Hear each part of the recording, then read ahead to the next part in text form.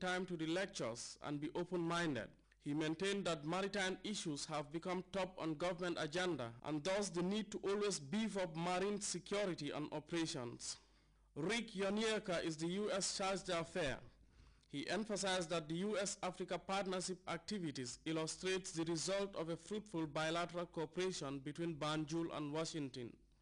African maritime safety and security are a shared goal for both of our great countries, and through this program, they can be strengthened. Petty Officer John Province expanded on some of the areas of the training. My team and I, we're here, mobile training team, we're here to instruct in boarding team operations. So going out into the waters and boarding vessels to search them for drugs, illegal fishing, make sure that the boarding team can operate doing this capacity and make sure that they stay safe when doing it and giving them, we like to say, more tools for their tool bag, some more training, just so it makes it safer for the Gambian Navy. Samuel Ba, GRTS. Harvesting at the President's Farm in Kanilai continues to attract a teeming mass of volunteers from across the country. A number of groups, including members of the armed and security services, descended on his vast field sandwiched between the villages of Alakunda and Jetty. Abdunjai reports that another mobilization was also done for the village of Ndemban, where the Gambian leader has a vast rice plantation. The place is teeming with volunteers who responded massively to this weekend's appeal. They did their best, taking the work deep into the swamps of this thriving settlement of Ndemban. It was a mass mobilization effort, but they will still have to leave behind unfinished business because the problem for now is keeping pace with the president. His farms are just too many and too vast for even a mobilization of this size, and Lieutenant Colonel Soloboyang will speak of his satisfaction as well as his worries. When I was informed that Ndemban is due for harvesting, I really took the trouble to inform him too, because I know if I don't inform him to rescue us, well, we're going to face serious problems. So that is why I also made my plan by informing him. Then he really rescued us on time. And then it worked out really well. It worked out really well, really. This is why I informed him. So when I had the appeal over the air, I was really overjoyed. Definitely. I'm really surprised. The man is really very big. It's very big. I said, yes, I just said to myself, I said the president has never done such a farming to this scale. Ever. I cannot remember him doing this type of farming. This year is just exceptional. Abdunjai, this year is exceptional because well before the rainy season, it was around January, I can remember, around January on the 18th. Then in Banjul, when he asked me to come down to Kanilai and then start clearing that big farm, the 8.5 kilometer, I was wondering what was going to happen there. You know, His Excellency is full of surprises. Then until all of a sudden when he came in to visit the place, that's the time I definitely knew that the area is for agriculture. Then he told me, well, this year we're going to change our system and then we're going to expand much. Because he told me that he has so many plans, and I've seen it. That is why this year the farming in Kanilai farms is exceptional. The volunteers themselves find satisfaction in this, and that is what is driving them forward.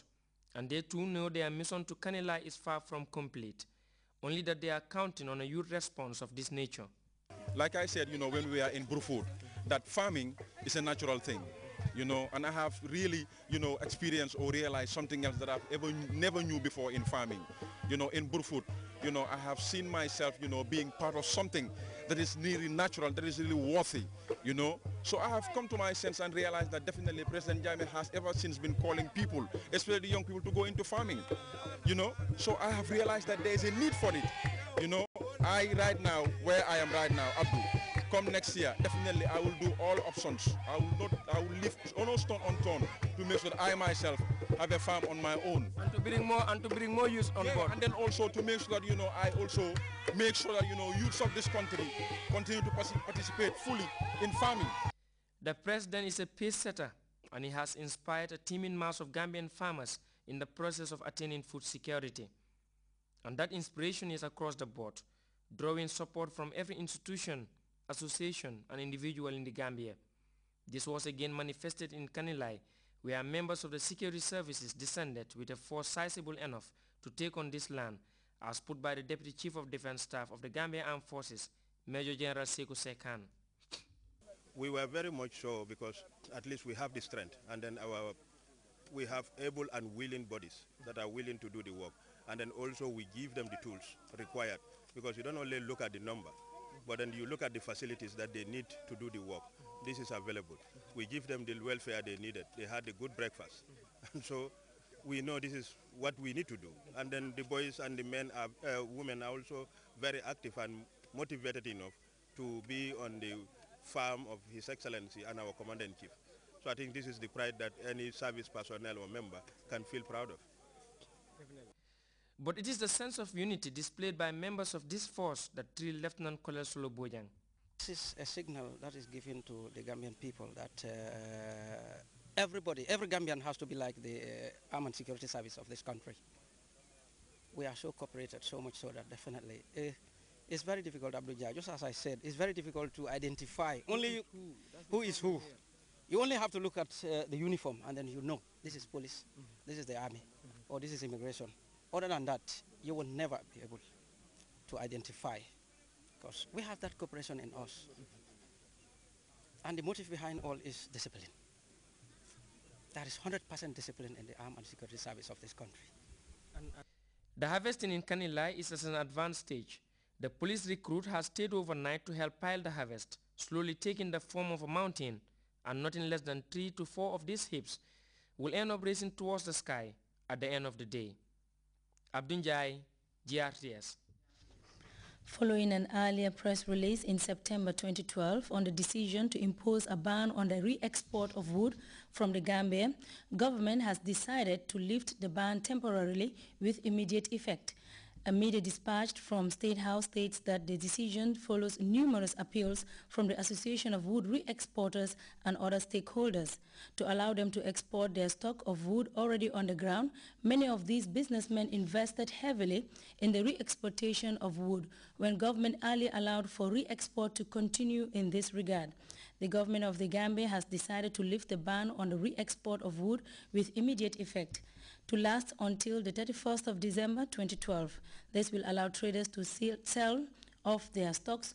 All wood re-exporters are strictly warned not to fell down any trees. The Department of Forestry, Operation Bulldozers and other security agencies, the release adds, will be closely monitoring these activities, and anyone found wanting will face the full force of the law. We'll take our first break. Stay tuned.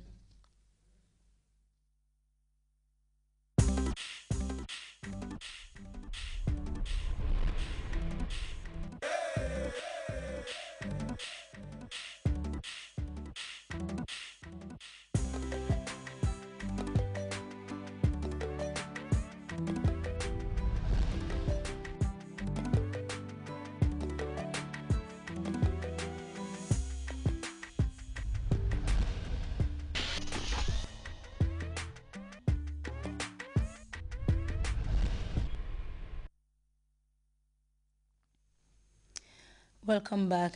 Rebels of the M23 movement have issued a 24-hour ultimatum for peace talks with the DR Congo government. The rebels have been making gains in recent fighting with government forces in the east of the Democratic Republic of Congo. The M23 rebels have advanced on the strategic city of Goma after inflicting heavy losses on Congolese troops. Meanwhile, UN helicopter gunships have fired at rebel positions near the airport in Goma. We have details of the story in this report. Schools were shut and shops closed in the city of Goma in the Eastern Democratic Republic of Congo. 5 kilometers from the city, the rebels were savoring their victory. The M23 rebels had advanced to the outskirts of Goma Sunday after pushing back government troops. They said they would hold their position outside the city, but made it clear they wanted to negotiate. Our main objective was just to arrive here. We have no intentions of going into Goma, but if the Congolese army attacks us, we will enter the city. The M23 warned Monday they will continue their fight against the government unless it opened direct talks with them within 24 hours. The government has rejected the ultimatum. It believes the rebels are manipulated by Rwanda. Despite heavy